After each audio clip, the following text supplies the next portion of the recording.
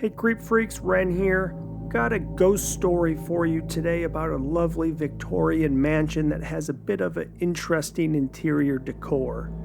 Welcome to all my new subscribers. If you haven't subscribed yet, take a listen to the story. If you like what you hear, hit that button for me. Really appreciate it.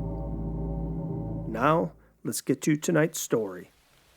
The House of Lost Reflections. Written in red by Ren Bryant.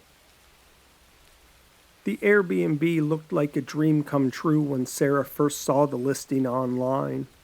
A sprawling Victorian mansion set in the heart of the countryside, with tons of room for her and her two besties to spread out and relax in style. The photos online showed spacious bedrooms, an inviting living room with a cozy fireplace, and even a sunroom where they could soak up the morning rays. As Sarah, Jenna, and Charlie stepped through the door of the sprawling house for a week-long mom-only retreat, they were immediately struck by the grandeur of the entrance hall. The place didn't look like it did in the photos. This space was dominated by a sweeping staircase that curved up to the second floor, the ornate banister gleaming in the light that filtered through a stained glass window. The walls were lined with richly patterned wallpaper, and there was a musty smell in the air, as if the place hadn't been aired out in a while. "What's up with the mirrors?" Jenna asked. The three looked left and right. Mirrors were everywhere. They hung on the walls in places of pictures, clustered in groups, and even adorned the ceiling, their gilded frames reflecting the light and casting strange, distorted images across the room. "This place needs an HGTV makeover," Charlie said. Beyond the entrance hall lay a series of interconnected rooms, each one more opulent than the last. There was a grand drawing room with a marble fireplace and plush velvet armchairs, a dining room with a long table that could easily seat 20, and a library lined floor to ceiling with leather-bound books. Sarah and her friends wandered through the house, exploring its nooks and crannies. They discovered a ballroom with a crystal chandelier that sparkled in the light, a conservatory filled with exotic plants, and a billiard room with a table that looked as though it never had been used. And everywhere they went, there were mirrors. The reflections bounced off each other and gave the place a strange funhouse vibe. As they started to unpack, Jenna noticed that there was a spot in her bedroom wall where there was blackness that looked like mold. "This could use some TLC, Jenna said, wrinkling her nose at the idea of staying in a mold-infested room. "Maybe we could ask the owner to give us a discount." "Good luck with that," Sarah said as she looked around the room. "I don't think anyone's been in here for a while." In Sarah's room, she also noticed what looked like mold, the blackness creeping out from behind a mirror hanging over the dresser opposite her bed. Sarah counted 15 mirrors in her room, including ones on the ceiling. They made it seem like there were others in the room, that she wasn't alone. At every corner, Sarah would see her own reflection. It was the feeling of being watched by herself. "Is it just me, or is this place giving anyone else the creeps?" Sarah asked her friends over dinner that night. "I know what you mean," Charlie said. "Between the size of this place and all the mirrors, it feels like we're in a horror movie or something." Jenna rolled her eyes sarcastically. "Oh, come on. You guys are just being paranoid. It's an old house. A big, gigantic old house with tons of creepy mirrors. It's Airbnb. Of course there's going to be some quirks." "Why do you think anyone would put up all those mirrors?" Sarah said. "It's just so bizarre. I mean, I get it if you got one over the bedroom bed, but..." The women laughed and clinked their wine glasses together. If they were scared, at least they were still able to find the humor in it.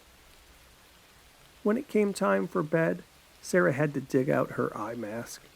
Laying in bed and seeing herself reflecting a million times over was giving her the heebie-jeebies. She also thought the mold behind the mirror on the dresser was getting bigger, but she figured it was her imagination, amped up on too much wine. The sight of the floorboards being pulled up one by one made Sarah sit to attention in her bed and tear off her mask.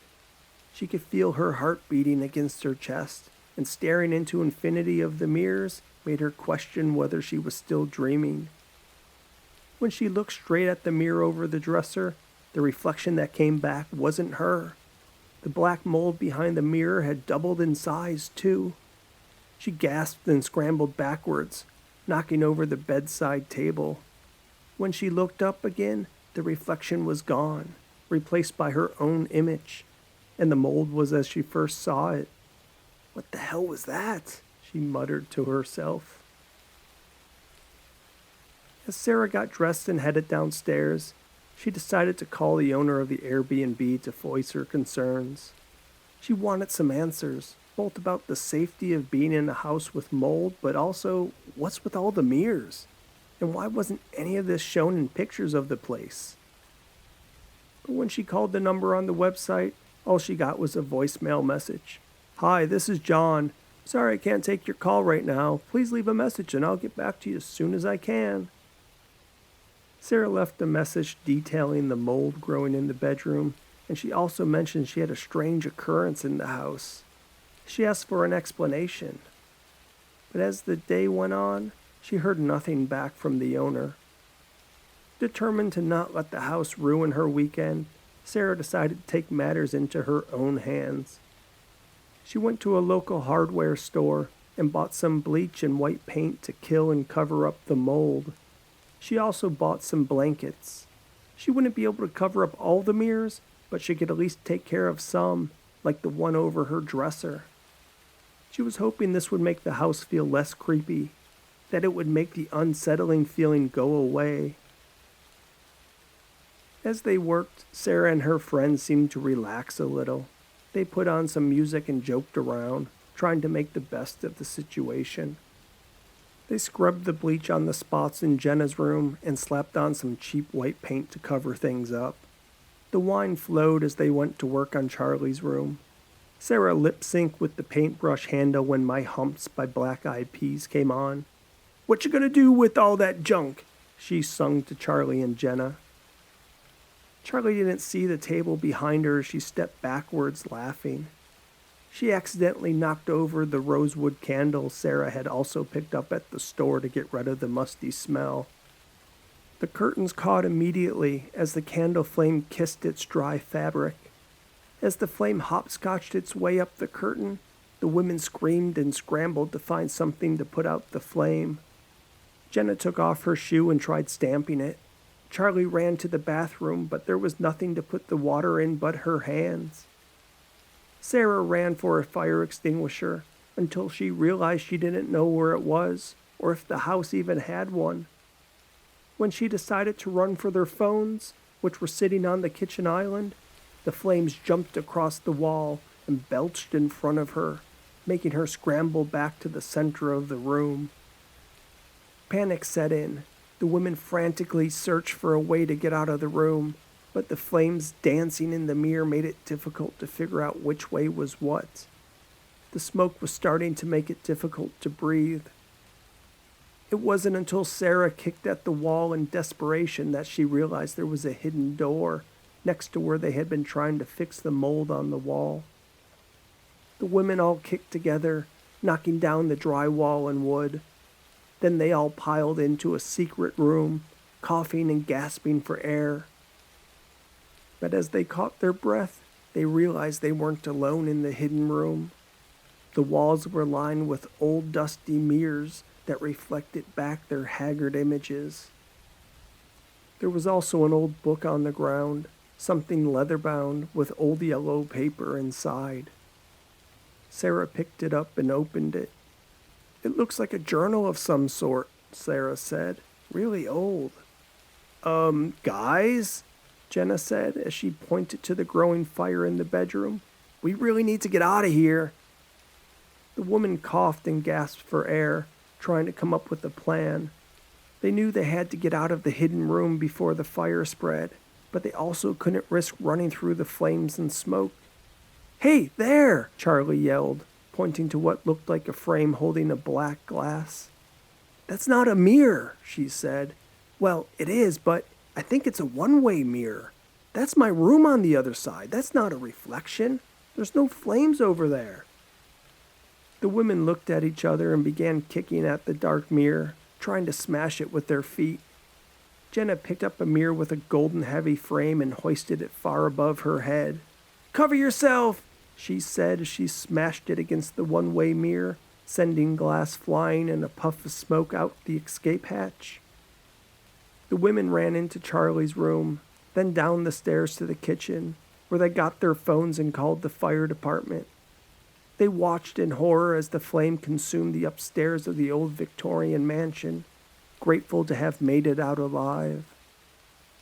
As they huddled together, watching embers slowly fade to ash, Sarah couldn't help but wonder what other secrets the old house held.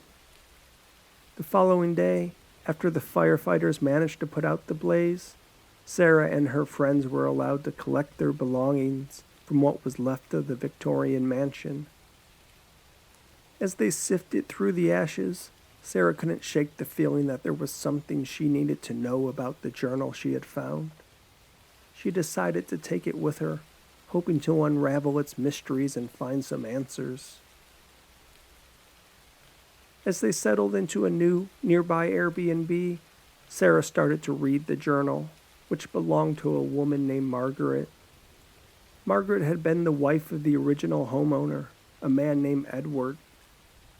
According to her diary, Margaret said she walked past the black mirror Edward had put up, and that's when strange things started happening to her.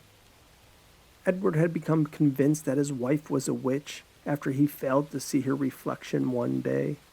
He said that meant she didn't have a soul anymore. In his paranoia, he locked her away, putting mirrors in the small room so they could check if her reflection would come back, if she would be human again.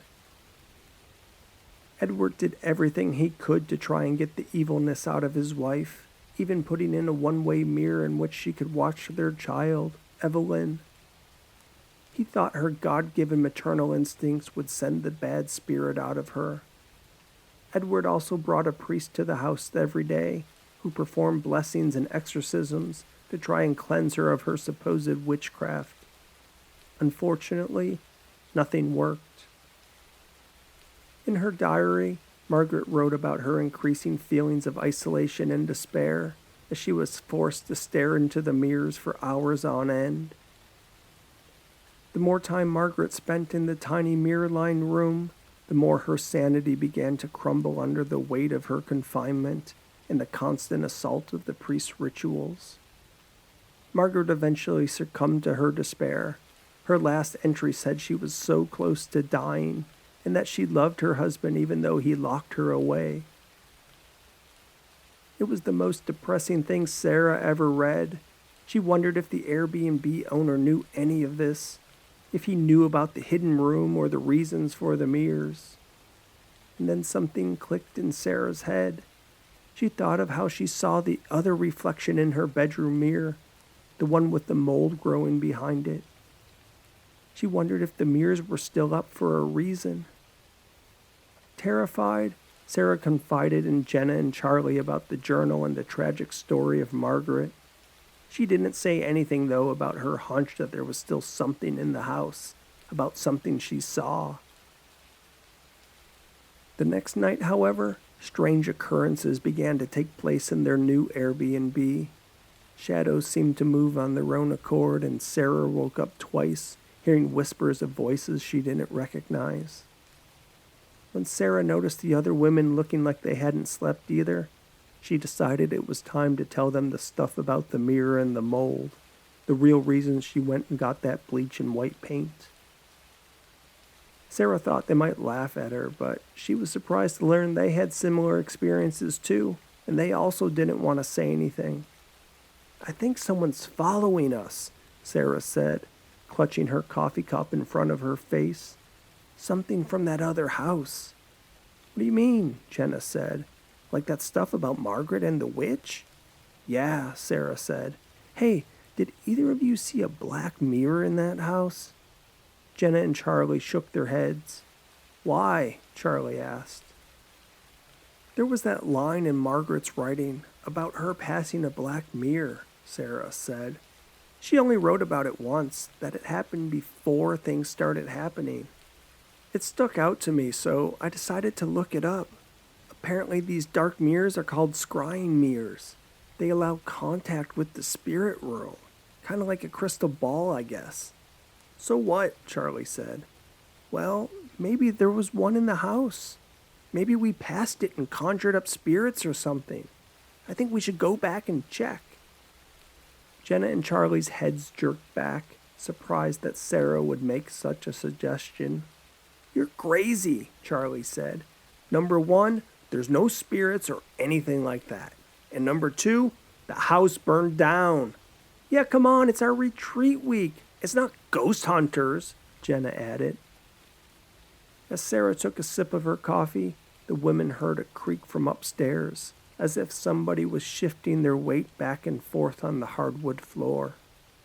Their eyes bugged out in terror as they looked at each other. Jenna and Charlie nodded. Let's go. Returning to the half-burnt-down mansion, the friends hesitated as they approached the charred remains. The place seemed sad now, not majestic, a place that nature tried to consume. The air smelled of mold and burnt wood as they searched the wreckage, hoping to find the dark mirror that had started it all. As they sifted through the debris, they came across a large, ornate mirror that had somehow survived the fire. The frame was scorched and warped, but the glass remained intact, and it was as dark as midnight.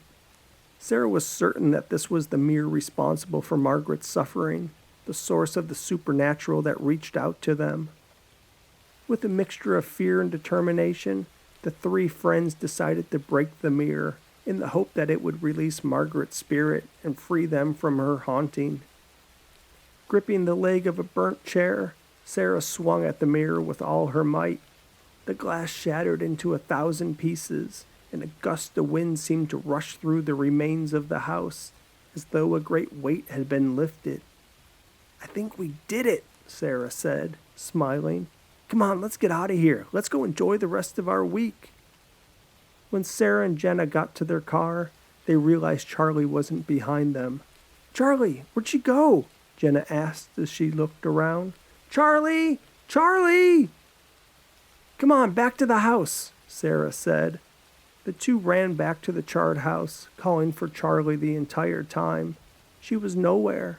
They ran into the meadow next to the house, down towards the back tree line. Charlie was gone. At the house, they moved into the other rooms that weren't burnt down, the living room, the kitchen, the dining room. Oh my God, Sarah yelled. It's Charlie.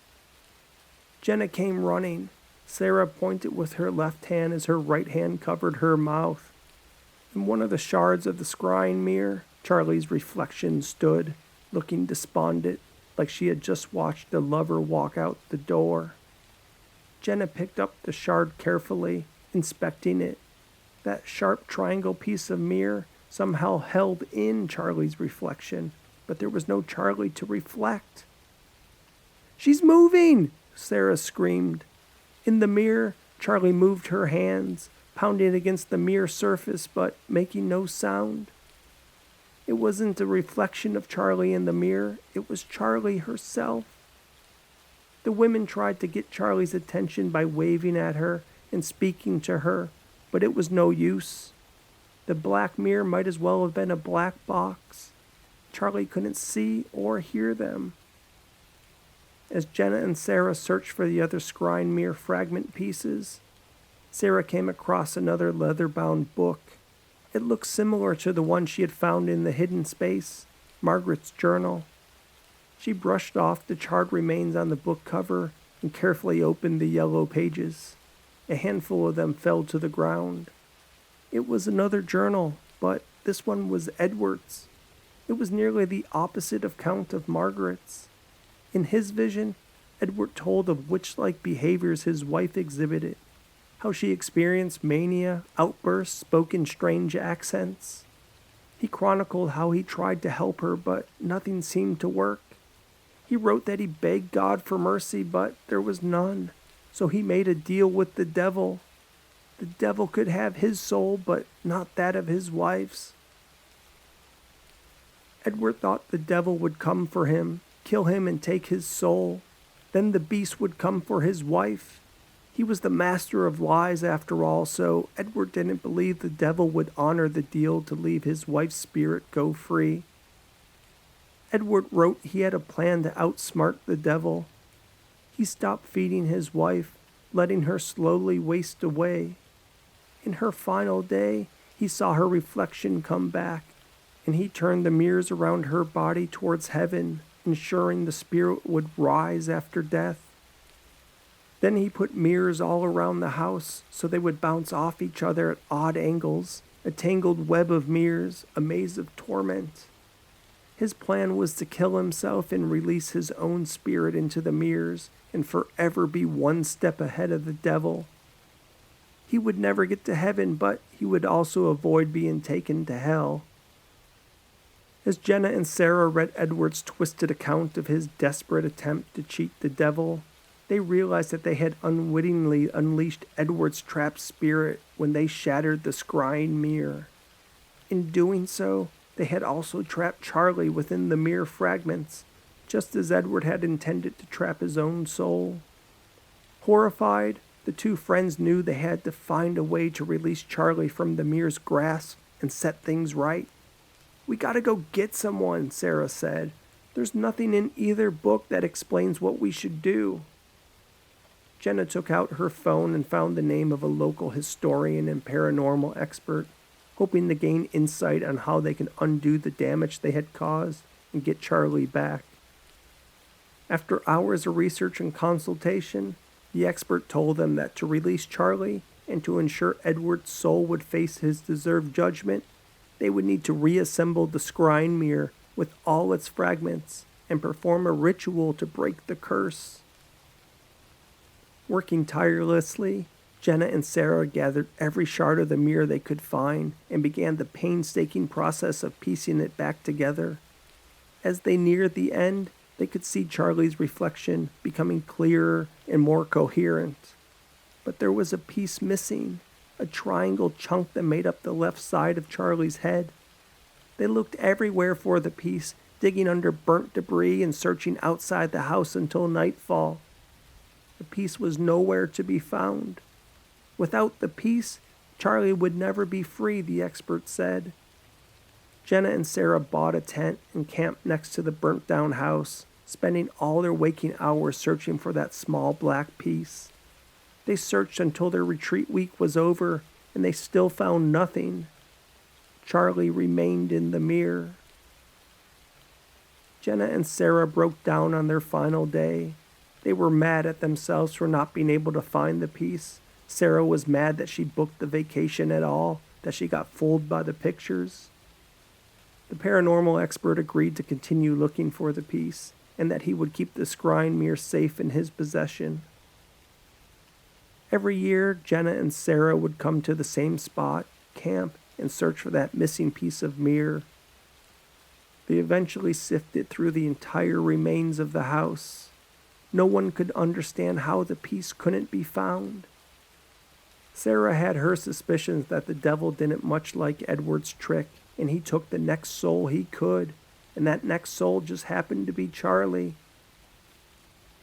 The Victorian mansion eventually became a local legend, with tales of Margaret, Edward, and the scrying mirror becoming part of the town's folklore. Curious thrill seekers and paranormal enthusiasts would sometimes visit the site, hoping to catch a glimpse of the supernatural or find the mirror themselves, but no one ever found a thing. Sarah eventually became an author, using her experience at the Victorian mansion as inspiration for her best-selling novels. Jenna pursued her passion for art, creating powerful pieces that captured the emotion and resilience they discovered within themselves. Sarah and Jenna never forgot Charlie. With the help of the paranormal expert, who kept the only part of Charlie that remained, they set up a paranormal research company, hoping to eventually find a way to free her from the mirror's clutches. They attended conferences, consulted with experts, and traveled to haunted locations around the world in search of answers. There were none. As time went on, the two friends grew older and their search became more desperate. They feared they would never find a way to release Charlie from her eternal prison. By this point, time had created a bit of distance between Jenna and Sarah, but the memory of their friend kept them tethered to one another. And in their twilight years, Sarah and Jenna made one final pilgrimage to the ruins of the Victorian mansion, where their lives had forever been changed. Standing amongst the ashes and debris, they held their hands and made a solemn promise to each other. No matter what happened in the afterlife, they would never forget the love and friendship they had shared with Charlie.